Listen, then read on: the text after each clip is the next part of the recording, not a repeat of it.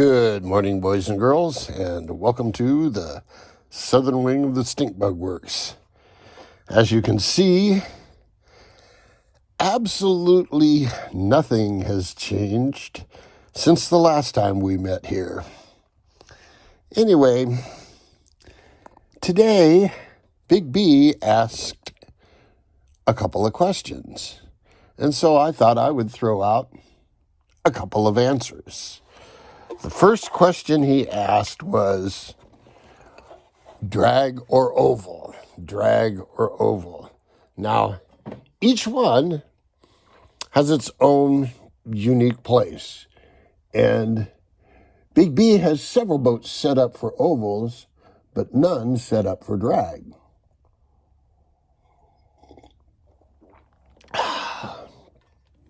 That said, Big B also has a whole bunch of projects on the board, including a real cute-looking little cracker box.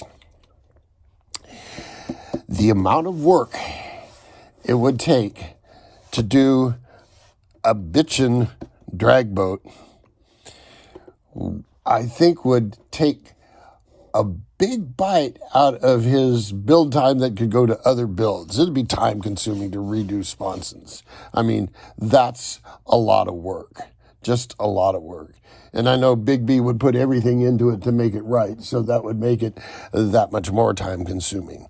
So, Big B, I vote oval. Yeah, you got lots of oval boats, but you don't have a twin hydro oval boat. And think about it. Think about it for just 1 minute. If you put 2 turn fins on with counter-rotating props, you could have a figure-8 boat.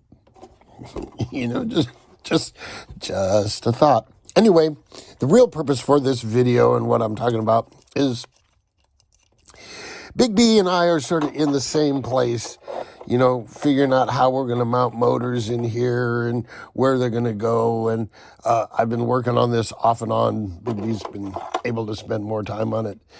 But he's come up with a series of motor mount proposals. And I really like the one he did that had the support plate running down the center with the servo in it. Structurally, that would be more than adequate to hold those 2948 motors. But, I'm going to make Big B an offer. When you're dealing with these smaller motors, it's a pain in the ass getting these damn screws in and getting everything lined up. And it's always a pain in the ass. Ever since I put this motor mount in the big sister of this thing, this has been just an order of magnitude easier. And then I did something similar in some of my little tiny boats where it's real hard to get out there. And so these are almost mandatory. But I'll make you a deal, Big B. And here's the deal. If you want to try these, and trust me, once you try them, you'll never go back. If you want to try these, I'll send you a pair of them. Now, here's what you're going to have to do to make them work in a twin. As you can see, it's got a support on one side, and when it comes from the factory, this bottom is machined parallel to that side. You can see I've already angled the bottom. I think I ground it essentially flat with there. But in order to flip it over, you know, you can flip the mount over, flip the bracket over, but you'll have to reshape the bottom. But you're going to be gluing epoxy dam holes in there anyway and messing with the bottom. So, you know, it's not a big deal.